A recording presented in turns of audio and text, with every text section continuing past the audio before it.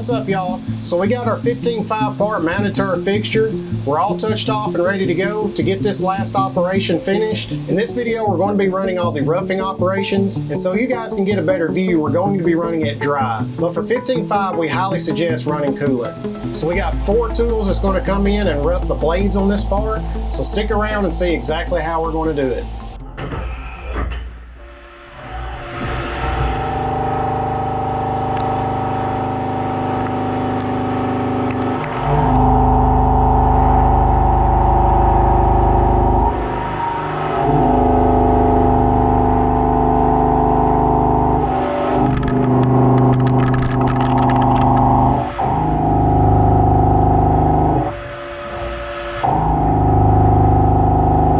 Running the KOR-6 from Kennametal. This is an amazing tool for roughing. It's got chip splitters, so it helps keep those chips nice and small so they're more manageable. Now you might notice that we got a little bit longer stick out length on this tool than we normally do.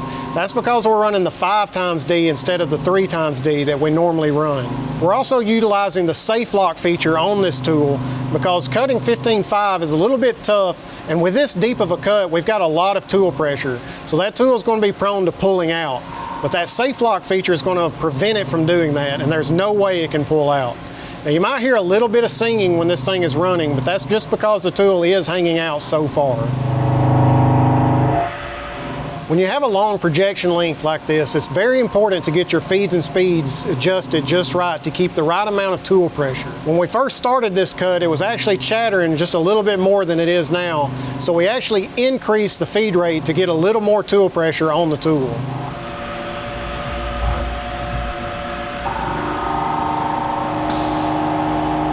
So with the extra cutting length of this tool, we were able to take the full depth with one pass and then work our way up as we get to the top.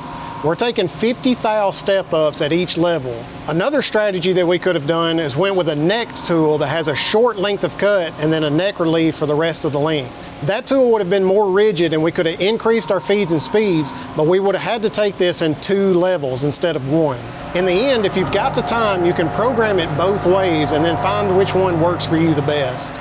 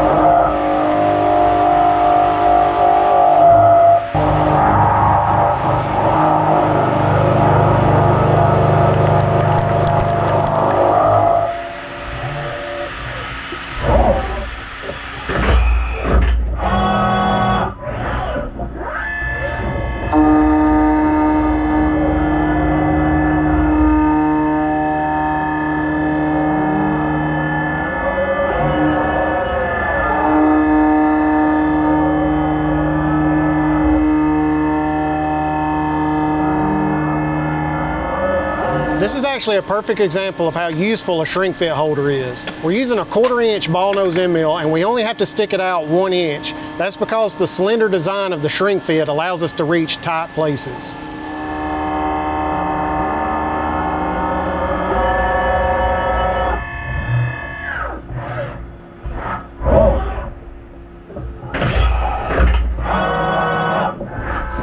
So now we're coming in with a 1/2 inch Harvey 3 end mill to helix out the counterbores.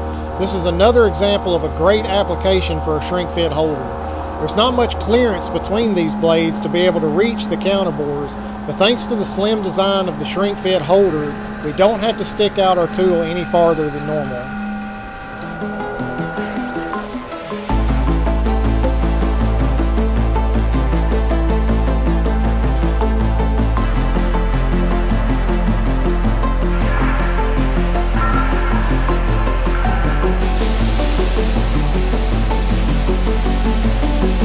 So that wraps up the roughing operations on our 15.5 part. So in the next video, we're going to come back and kiss the baby, as Titan says, and we're going to finish this thing out and make it look beautiful. If you've never cut 15.5 before, there's nothing to be afraid of. It's a great cutting material. It is a little abrasive, and we highly suggest you running coolant on it because you can work hard the material if you're not careful. but we ran it dry to give you guys a good experience in this video. If you guys like this video and want to see more like it, hit that like and subscribe button. Don't forget to check out our academy and our online store. We'll see you guys next time.